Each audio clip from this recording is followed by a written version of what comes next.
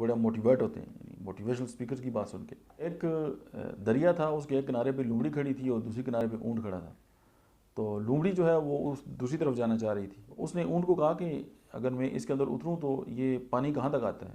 اس نے کہا یہ گھوڑوں تک آتا ہے۔ وہ بڑی خوش ہو گئی، اس نے چھلانگ لگائی اور وہ ڈوبنے لگی۔ بڑی مشکل سے وہ نا ایک درمیان میں کوئی پتھر تھا، اس کے اوپر چڑھ گئی۔ تو اس نے غصے سے اونٹ کو کہا کہ تم نے کہا تھا کہ یہ گھٹنوں تک آتا ہے، یہ اس نے تو مجھے مار ہی دیا تھا۔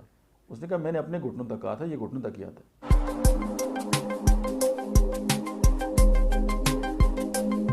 بسم اللہ الرحمن الرحیم، السلام علیکم۔ میرا نام ڈاکٹر احمد اعجاز ہے اور میں سمیلی اومی کلینک سے بٹواد اور right institute of mind sciences سے آپ سے مخاطب ہوں۔ آج آپ سے ایک بڑی زبردست بات شیئر کرتے ہیں۔ اکثر یہ ہوتا ہے لوگ ہمیں اکساتے رہتے ہیں اور ہم کچھ نہ کچھ جو ہے وہ کرنے کی کوشش کرتے ہیں اور بڑا موٹیویٹ ہوتے ہیں، یعنی موٹیویشنل اسپیکر کی بات سن کے۔ تو ایک دریا تھا، اس کے ایک کنارے پہ لومڑی کھڑی تھی اور دوسری کنارے پہ اونٹ کھڑا تھا۔ تو لومڑی جو ہے وہ اس دوسری طرف جانا چاہ رہی تھی خوراک کی تلاش میں۔ تو اس نے اونٹ کو کہا کہ اگر میں اس کے اندر اتروں تو یہ پانی کہاں تک آتا ہے؟ اس نے کہا یہ گھوڑوں تک آتا ہے، یعنی جو ہمارے گھٹنے ہیں اس تک۔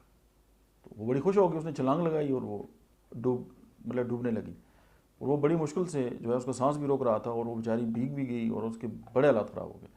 تو وہ بڑی مشکل سے وہ نا ایک درمیان میں کوئی پتھر تھا، اس کے اوپر چڑھ گئی اور وہ آمتے کامتے پہلے تو بے سود پڑی رہی۔ جب اس کو تھوڑی سی اس کی انرجی جو ہے وہ بحال ہوئی تو اس نے غصے سے اونٹ کو کہا کہ تم نے کہا تھا کہ یہ گھٹنوں تک آتا ہے، اس نے تو مجھے مار ہی دیا تھا۔ اس نے کہا میں نے اپنے گھٹنوں تک کہا تھا، یہ گھٹنوں تک ہی آتا ہے۔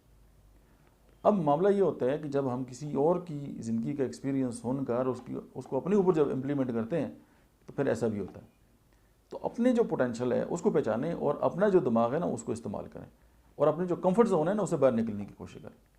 ہو سکتے ہیں ایک بندے کی جو زندگی کا ایکسپیرینس ہے، اس کے جو حالات ہیں، اس کے جو معاملات ہیں، وہ بالکل یکسر مختلف ہوں، اور دوسرے بندے کا جو رجحان ہے، اس کی جو ایٹیچیوڈ ہے، اس کی جو فیملی ہسٹری ہے، اس کا جو ایریا ہے، اس کی جو ڈیموگرافی ہے، وہ بالکل مختلف ہو۔ تو اب ایک بندے کا فارمولہ جو ہے وہ دوسرے پہ کس طرح چل سکتا ہے؟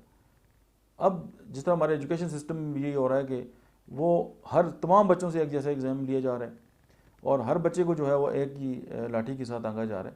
اب آپ مچھلی کو کہیں کہ تم جو ہے وہ درخت پہ نہیں چڑھ سکتی، وہ اس امتحان میں فیل ہو جائے گی۔ اگر آپ ہاتھی کو کہیں کہ تم تیر نہیں سکتے، وہ اس ایگزام میں فیل ہو جائے گا۔ تو ہر انسان اپنا دماغ استعمال کرے، اپنی پوزیشن کو استعمال کرتے ہوئے اپنے حساب سے جو ہے وہ فیصلہ کرے۔ اگر لومڑی ہو کہ اونٹ کے مطابق فیصلہ کرنا ہے تو پھر ڈوبنا تو بنتا ہی ہے۔ آج کے لیے اتنا ہی، تھینک یو ویری مچ۔